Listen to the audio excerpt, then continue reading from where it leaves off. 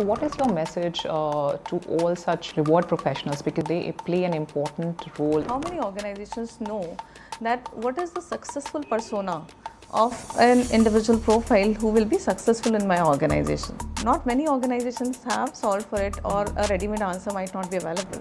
What do you think that in total reward strategy going to be the role of AI? And there is also a segment of fear. People think that AI is going to replace employees in the job.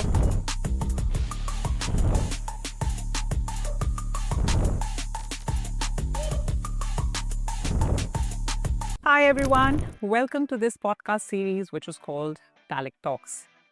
At Talent, we believe in shared knowledge and the importance of continuous learning. As an expert in total rewards, we are very proud and dedicated to the continuous learning for all our fraternity, and that's why we invite all the experienced leadership in HR and total rewards professional for this talk series. Today, we have a very special guest. We have lovely and a very seasoned professional, Sipika Singhal. She is Senior Director of Global Total Rewards for Brilio. Hi, Sipika. Welcome to the podcast series. Let's have a quick round of introduction with you. Hi Neha, thank you so much for this warm and inviting welcome. I am Sipika. I take care of Total Rewards, Global Total Rewards for Brilio Technologies. So last 18 years, I have been passionately working in the field of Total Rewards, working for multiple industries, various geographies, making sure that through rewards function as a whole, we are leveraging the entire employee experience, be it in the area of benefits, pay, compensation practices, as well as employee recognition. So that has been our mission, to ensure that through rewards practices, we attract and retain quality talent that fit for our purpose. That's really good to hear, Sipika. We can straight dive into the topic for today's discussion rather than really giving introduction about your professional journey, because we will be sharing the link for your LinkedIn profile once we'll release this podcast series. The audience, for better understanding, I would suggest them to go through the profile so that they have that understanding, different kind of industries or organizations you worked for, how all those practical examples, which probably you will be sharing in this discussion, are connected with each other. Okay, so the topic for today's discussion is future of AI, not just in HR, but specifically in total rewards. So from Sipika, I would like to really understand, what do you think the role of AI? I mean, of course, we understand technology slowly and steadily, I would say, getting into HR domain, because, still I feel that there is a lot of scope there. We are doing a lot of our processes, the way we operate is manual, but we all are moving towards AI, and AI is the future. So what do you think in total reward strategy going to be the role of AI? I would say, there's a lot of, first of all, apprehension about how AI is going to change lives, workforces. And there is also a segment of fear. People think that AI is going to replace employees in the job work. And it is also fear that tomorrow you're competing with a machine or an intelligent automated software who is going to take away your job. I think that fear is, first of all, we need to address that fear. And then the implications of artificial intelligence in any HR field or total rewards field in particular, that is now then a point of question. I think it is going to wipe out, but not going to wipe out the people from their jobs, but only those people who don't know how to use it for their benefit. Because it's just an augmentation of technology. If you see that it is going to save your time, it's going to save your effort. But yes, when it comes to total rewards, always since inception, it has been that it used to be more insightful feature or domain of HR universe, right? Whenever it has to be a decision making that is going to impact lives of employees, then total rewards function is supposed to have all the knowledge and insight, right? You need to know the facts, how the employee history has been. You need to know what their performance history has been. And the decision making has always been on factual parameters, whether it is manual or it is through any automation system. But the process has been always, the intent was to have a fair process in total reward. There are other fields also, from data, insights data, sorting of data, reporting. analytics, they're all these places also we can use artificial intelligence in Total Reward. Very rightly said. I think on that point, which is specifically related to data. So, what do you think that how AI is going to really play a role in determining the salary increases, the bonuses, the incentives, and all these other benefits which a Total Rewards professional is supposed to really design and make it available for the employees? Interesting one. Yeah. See, I have a perspective, not right answer, right or wrong answer in this. So my perspective here is that decision making, when it comes to decision making, is not a sole, I would say, responsibility of just the Total Rewards function or HR function. This dwells very deeply from the top. Strategy of the organization. What is your business strategy? What you are trying to achieve in the company? What is your talent strategy?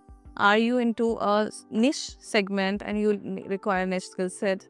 Do you have a brand leadership in the market, right? So how talent comes to you? Is it easy? Is it complex? Is it difficult? Do you have to struggle for it, right? And this all equation depends on these questions. If you answer these questions for your organization, first of all, ask that how do you hire people? What challenges you face when you go out in market to hire? What is the demand supply gap of the talent that you are trying to get for your organization? And there's not a single uniform strategy also. You might face that some functions you will have a vanilla strategy, and for some functions you have to have a specialized strategy. So this acumen, I would say, it's a very human driven acumen, right? It's not what all prompts you will give to AI. Maybe tomorrow it can become so advanced that if you give your business problem, it will suggest that. But today, I think this basic question, most of the organizations have not solved for it. If you do a survey and try to find out that how many organizations know that what is the successful persona of an individual profile who will be successful in my organization, not many organizations have solved for it, or a ready-made answer might not be available. People know by instinct because it's not ever called out. People know that, okay, when I'm interviewing 5 people who are the topmost candidates technically, and when HR round happens, what happens is HR will say, okay, out of these 5, I think this particular one will be cultural fit in my organization. So what has he applied? Has he applied any artificial intelligence? Maybe not. What he has applied is contextually he knows that what works in my company, what doesn't work in my company, what is a thing that helps people take decisions, how certain leadership behaviors pan out, right? How people interact with each other in this organization. Will this person be fitting into that culture?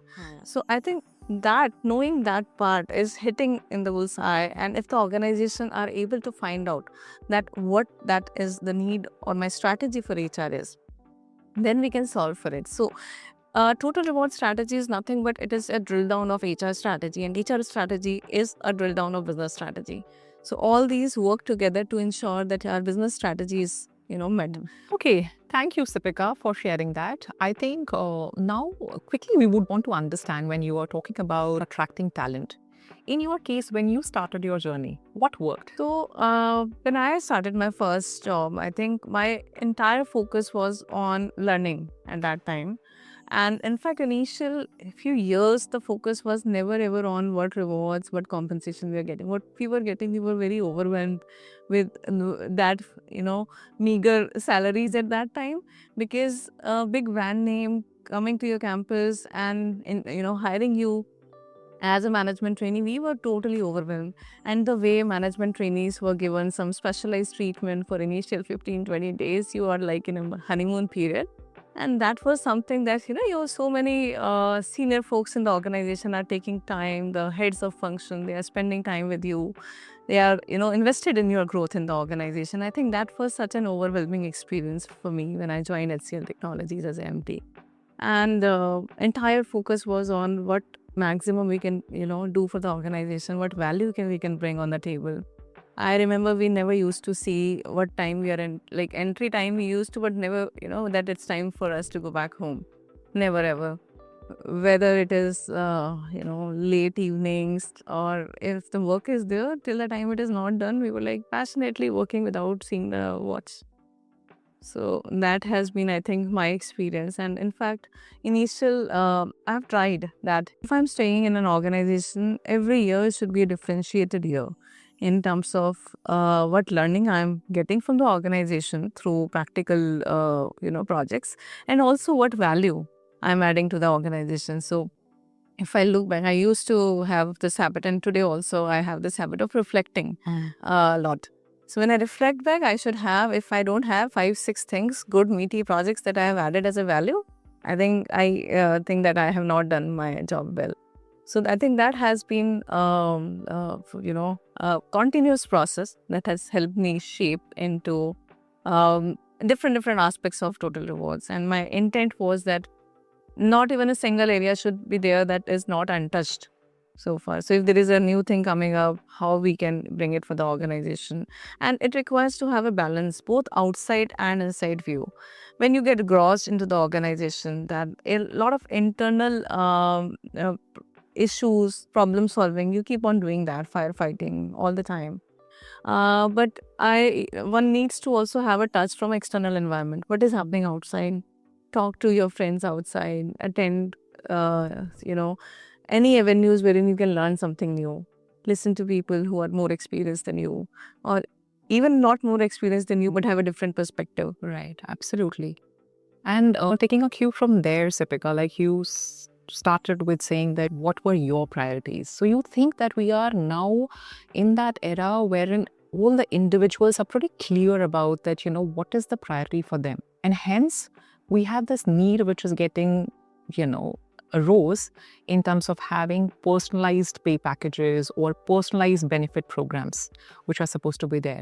Do you think AI can help us really chart out some of these personalized compensation and benefits related programs for our employees, which is the need of the hour?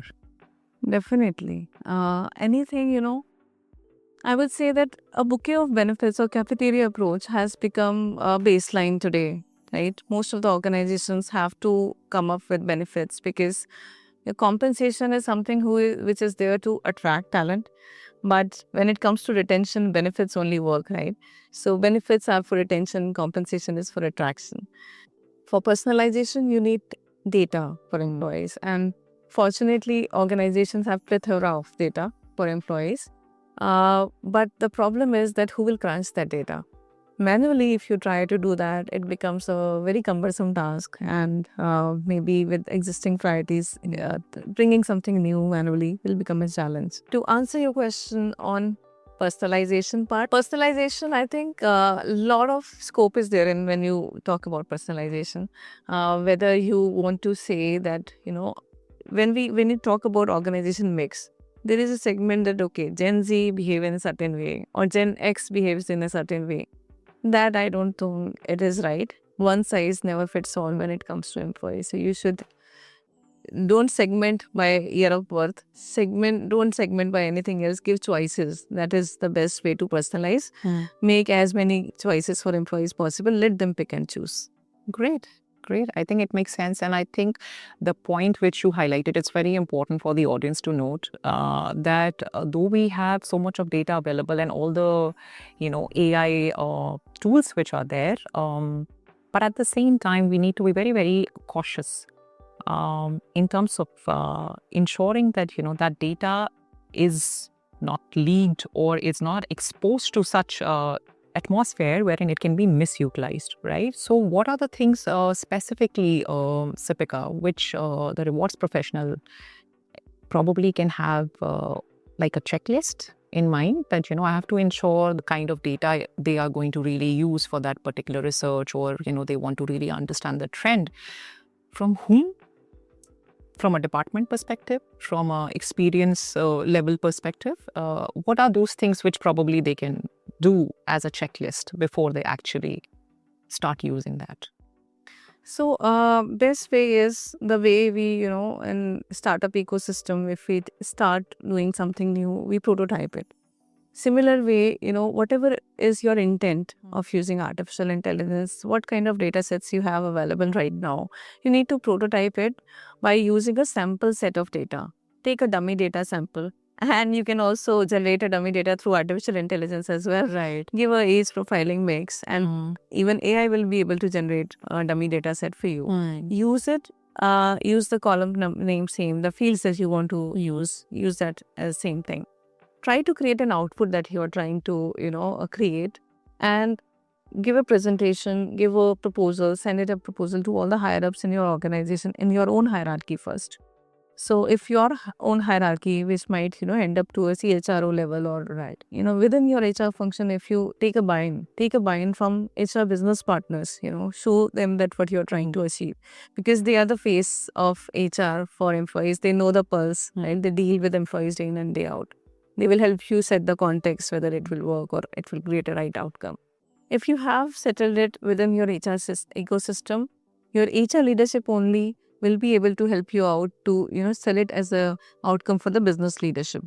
So thank you, Sipika, for sharing that. But from that, I think I have this very strong hinge of asking you this question that when you are talking about all these coming up with the personalized compensation packages or programs, what do you think AI, when combined with predictive analytics together, we talked about the attraction part of it so far, how it can help retain talent? Okay, you touched upon a lot of points, which are, obviously you really need to look at the data, what is working for whom and what is working well. But sometimes it happens that, the employees are not, because the way currently our systems and, tools, they work, a lot of employees are not even aware of stuff. Like, for example, as policies or benefits, I might not be even aware because, I do not have a tool in place which is throwing this kind of a data. So like, for example, you rightly pointed out the Netflix watching, in terms of algorithm in place for the viewers, that if you are probably watching a certain type of movies, it will start throwing you the similar type of content.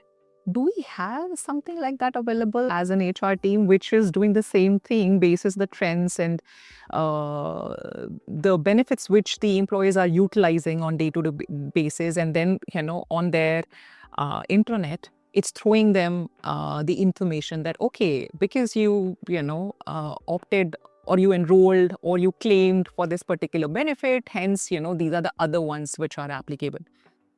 Do you think that kind of a thing, first of all, is available? And if not, what are the options? And do you think it's important?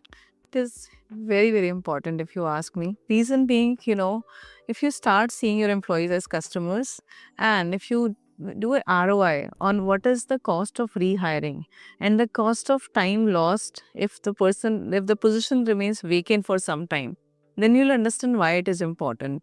Right? For any organization, we are in a customer-centric organization. When we think about customers, we go out and out, right, to make sure we partner with them for the solutioning that they're doing, which is effective for them to generate business outcomes as well. Same thing goes if an organization tries to find out the ROI on, a retained talent versus replacement of talent. You need to invest into freshers, then you need to, take them through this journey so that they're fit for your organization to be productive. But if you try to find out that whether it's possible or not, yes, very much possible, because you're doing it. Companies are doing it for your customers also, right? Somebody in Netflix team has thought of that idea. That's why it's on the pro. If it is doable, other people can also emulate, right? It's technology. It's the only thing that you need to think through how you can utilize it. What are the innovative ways? Take example of quick commerce today. If somebody would have thought that how easy it would have been if I would have got, just by click of a button, I could have got this groceries or this particular masala, curry masala that I'm missing, right? So somebody would have thought that there is a need for it, or has capitalized on that need and provided a solution. This is also a need. If I need to have all these benefits on my, and if I'm moving from one location to another location, they eventually, that mapping, through that employee mapping, they will start seeing the benefit of other location. So it will take care of relocation and transfers, global transfers as well. Wonderful. I mean, good to hear that, and really you are already not just thinking about it, because a lot of organizations are still in the thinking mode and they are not taking actions, right? So, what is your message to all such, reward professionals? Because, they play an important role in nudging the leadership or the organization at large to really not just think but execute also. So what is it, what are your takeaways for them that they can do in terms of making that nudge stronger, because I hope you understand where I'm coming from, because most of the organization, HR plays a supporting function and their voice is kind of not if it is not done in that manner, which is supported by data, which is supported with the ROI, it's neglected, right? When this wave of AI was happening and artificial intelligence wave, so as an organization, we took some steps, right? Everyone in the organization got trained on basic artificial intelligence use cases, and there were levels of advanced levels. Every employee in the company, no matter you are which function, finance, HR, or delivery or technology functions, every function, admin functions, they have to undergo that test. And we make sure the entire HR connected together, and with the learning teams, they ensure that we have maximum utilization of these courses, and we're tracking the attendance. The reason was that we wanted people to know that possibilities exist in every function. And what followed after this is, to our digital innovation function has ran a challenge that every function has to give from their own personal domains what things can be augmented through artificial intelligence, and we will find as an organization which areas we want to pick and prioritize first. So I think do not restrict yourself with a thing that I'm not getting budget, I'm not getting sponsorship. Bring ideas onto the table, present it to leadership, tell them that this is possible in my function, and then definitely you will get support. Sure. Now, this is a very important point which you touched upon, that get your house cleaned first and get your data in place. Do you think that for HR department, I would say, and in fact, I don't want to restrict it to HR department, because there is a lot of overlapping which happens between HR, finance, IT, legal, all of these departments. Do you think we have enough resources or vendors which are available in terms of providing that kind of a technology or tool per se, which is just not covering the horizontal part of it, but vertically going deep, so this house cleaning thing is not happening manually? So I think this exists in the companies. ERPs that you use, right?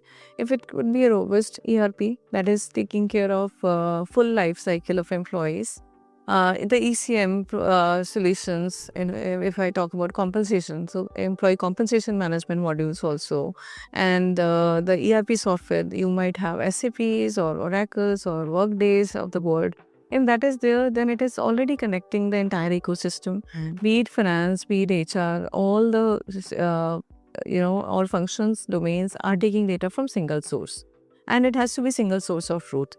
If in the organization there are multiple sources, HR data is talking something else, finance data is talking something else, then it's a alarming situation.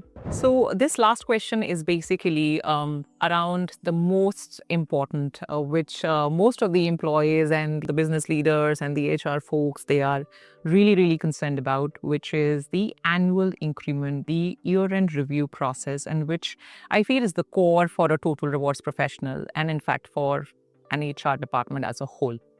Now, my question is, with all the data being available and using AI, predictive analytics, all the technology being in place, do you think that instead of really waiting for a mid-year cycle or annual review, which is typically a duration of 6 months or 12 months waiting time period, are ready and we would be able to move, and it will make sense to do it real time, which is bases the performance and understanding of the company goals and the individual performance, we would be able to do that for employees without that time period of 6 months wait or 12 months, let's say monthly or maybe weekly. So this is happening today as well. It's not that this is not happening. Every team, every function has individual to manager connects, and all the feedbacks, regular monthly feedback sharing that keeps happening. I'm sorry, I'll just intervene in between and correct probably my question. It's not related to the performance feedback. I'm talking about the outcome of that, which Compensation is the monthly. compensation hike or the revision or the adjustments. Understanding, because the benchmarks right now takes a lot of time to come. And that's the reason. There was a reason that, that it cannot be done like on real-time basis, because, it requires a lot of, research and, work, which you have to do in terms of, first of all, getting the benchmarks in place and then reading it and getting the insights and the inferences out of it and then implementing it, right? Do you think all of that, time can be reduced, and then it's because available all the time?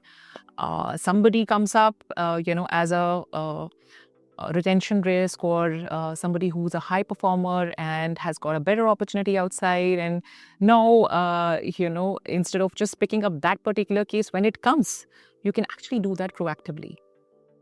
Okay. Yeah. So good. So basically, what is happening today is that the reason for change in compensation is fundamentally based on what is the role you're performing. Is there a significant change in the role, first of all? And then there is a, if there's a change in the role, change in the profile of the individual, then there is a need of fundamentally assessing that role worth again. Otherwise, if your compensation is staying consistent and your role is same, then your benchmark from the market data, which is a relevant market data benchmark, that remains same, and your internal benchmarking for that role remains same. Now, whether you take an action immediately within the year, that is still happening, right?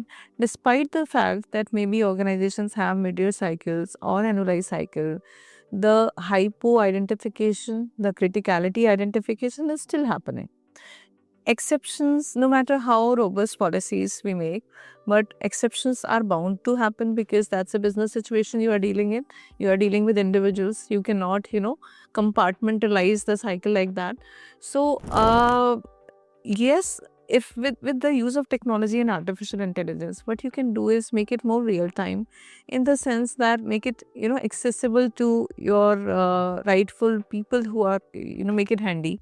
At times it happens that transparency in the process is not there, right? So this can bring in, I think, the use of technology, use of right process in place, you can bring transparency in the way it is handled, the science behind how and why a compensation revision, what is the process behind it, how you define someone's compensation review, what factors you consider. So if it is based on multiple factors like your current position in pay range, or your performance, or your tenure, or role criticality, what all those factors are, if you lay it out and basis that you score up that, okay, these are basis this factor, this is your comfort positioning, and this is the gap. Now it's up to the organization, like again, financial leverage, it comes to that whether you can afford doing that multiple times in a year, or we have seen that the current year has a tough macroeconomic environment globally for companies. Companies might have thought that this is not a prudent way to, do a disciplined compensation review, and organizations have adopted to the external environment threats or challenges to suit their own internal internal maybe capability to do the revisions basis their finances. So I think that will keep on happening. In recession time, when it happens, some of the IT giants, they have folded for longer duration. For consecutive years, people have not got revision, and once they were in a position to do that, they have done frequently. So that is very, very, I think, personal to organizations' internal profitability. And also, if your business is not impacted by any external environment, or you have a running stream of revenue that is there, and where do you peg yourself? This also depends on what is your pay positioning, stated pay positioning. If your stated pay positioning says that you are pegging yourself ahead of the market, at par with the market, or maybe for certain roles lesser than the market, so it depends on all there. Doubt. And do you think, is India as a professional market mature enough to have pay transparency in place? Pay transparency, as I said, you need to see that how much transparent you have been in the organization about at least the pay as a process. And I'm asking in general because, I understand it depends on a lot of factors as an organization, the kind of culture, the leadership, the environment, which stage are you at, all of that. But at the same time, in general, what do you think? What's your feeling? There are different roles, right? So if the role says that if you have frontline workers, be it on street, and you have frontline staff for whom the criticality and the job attributes or the capability requirement is kind of similar, then there's no stopping back. You can, easily tell out that this is my range for this type of hiring. Be open about it, that I'll be hiring, say, experienced person for 1 year experience if I need just a graduate for a certain role, right? You can go ahead and this is my range. If you need more sophisticated skill sets, which cannot be defined by, if you need a combination of skill set, the more maturity in the role is required, then it becomes a complex ball game, and employees at large will not be able to maybe mature enough to be able to appreciate the differences. Then before being transparent, you need to first of all ask yourself as an organization whether my audience is mature enough to handle that excessive load of information. If the answer is no, then slowly, gradually build that maturity. The more you will start talking about what a job is, what a job worth is, if you have a job architecture in place, when you will start explaining people what are the capabilities required to, function that job effectively. What is your technical competency? What is behavioral competency? And what is your proficiency level currently? Have you done all these things before an employee understands that why a job is worth more, whereas this job is not worth that much, right? So you need to make them understand those fields first, make them understand the capability differences, Right. And even in a pay range, people don't understand. Like sometimes I go to the base level to make people understand that it's not always a midpoint that you need to address, right? It's a range. You have a range spread in your compensation range, and even the expertise that is required to be in that range also graduates. When you are new to a role, you might be pegged at a minima of that range. When you graduate in your role, then you might be somewhere between min to mid. And when you're proficient enough to you doing the role as per your job requirements, then you should peg the employee at a midpoint. And when that proficiency level increases further, you become SME. Then you need not to be there on only P50. Then you peg those employees, those critical skill sets. We are donning multiple hats and having, having the higher level of capabilities in that role. Then you peg them at P75. Wonderful, Sipika. Thank you for all your amazing insights and all the experience which you have in, the HR leadership and the total rewards expertise from that aspect, sharing, practical examples also, what you've learned at different organizations in your career journey, what worked, and in general, what are the trends and how probably you foresee it. Now we move on to the next interesting segment, which is the rapid fire question round. Are you ready for it? Maybe. Let me try. Okay, let's. By the way, I'm winning anything out of this? See, I would not be able to give you the, lavish package, the hamper, like the way it happens in Coffee with Karan. But I think I'm feeling like the hot seat Coffee with Karan kind of. It's just that our coffee is missing. All right, so I'll make up for that. I'll take you out for a coffee after this recording. All right. So we'll start with the first question, Sipika, which is, what's the first thing you do when you get to the office? Fill my water bottle. Okay.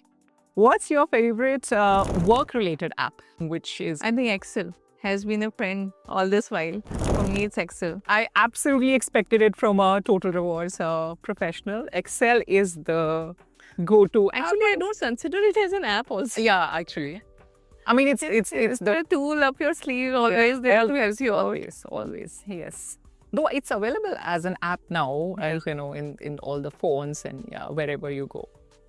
Okay, but yeah, I mean, it doesn't come under the app category, but I'll still take that. Okay, thanks.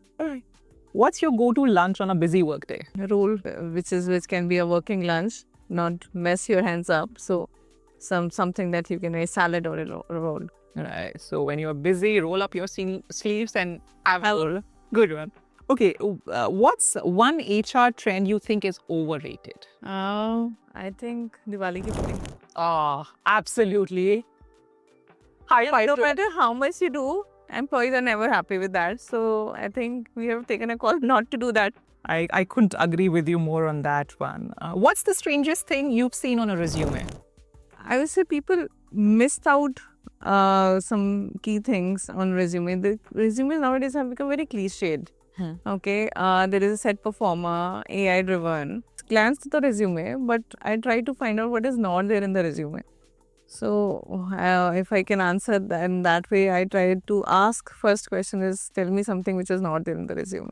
Okay, the question is, what is it which you've seen in the resume as a strangest thing? But People talk about the there are a lot of logos nowadays, right? A lot of infographics, career charting, right? So this looks like more of a, I think, digital profile. And in the scan codes also. So one cute thing I have seen is a scan code. There was a scan code wherein you can just check someone's profile and his digital place. There was an app or intro app on. That is something which is not strange but cute. right, nice. What's your favorite way to stay active? At least I try to have lighter meal in the evenings. And 2-3 times in a week try to do some sort of 30 minutes 40 minutes yoga or walk. Any tips for the busy rewards professional who keep on giving this excuse? इतना काम कराते हैं, time ही नहीं मिलता. So I think time you have to take out from your whatever you think is important, you take out time for it. So if health is important, if your fitness is important, because I think one sick day impacts your entire week. So take precautions when the weather is changing. Take precautions and start work on your fitness because you can't afford to be sick. There has been days in my careers when cycle time is there, comp review is happening. Then I'm more careful because I cannot afford to be sick on those days. Right. It's a time intensive, a timeline intensive programs that are going. If you're managing a bonus cycle or payout, either you or your team member, nobody can afford to be sick. Correct. So stay fit. Right. And whenever you have some lean times, work on your health also if you have marginalized that in peak times. I think very important point that especially when you know, and in our case, the cycles are predefined. So plan your meals and how you're going to really be active. So plan your time as well. So that's a takeaway. Who's your role model in the business world? I don't have a singular role model. I would say in business world or in a social world, anyone who is passionate about their craft, anyone who has decided not to give up despite difficulties. I take inspiration from each and everyone whom I connect with. Even from my early years, I didn't had anybody in the family who is having a corporate-ish kind of career. So I've seen my father as a hardworking role model who is working for his business and today also tirelessly working in a very disciplined way, 6 days in a week and 9 to 6, 9 to 7. In fact, customer centricity and value for money is something that I've learned in-house from being a child in a middle class Agarwal Marwadi family. So I think my first role model was my father. Okay, that's really sweet. What's your favorite HR conference to attend? HR conferences all are my favorite, but People Matters and Scrum are that I don't miss. Yeah, you like to attend regularly. Yeah. All right. Okay. Yes. If you could work in any city in the world, where would it be? In India, it's Gurgaon. And I have been in Gurgaon or NCR all this while. How many years have you spent here? 18 years now. Oh, all right. In NCR only. You don't wish to really have a varied experience. I want to relocate to, if I have to relocate, I'll relocate outside India. I like all cities in US, UK, but in India, I like North India a lot more. Okay, I think with that, that's a wrap for this discussion today. Thank you so much, Sipika, for coming down here and sharing all the insights which you've shared with us. Really means a lot. I had a wonderful time interacting too. with you. I Learned hope so I've much. qualified all your questions. Absolutely, you did. Thank you so much.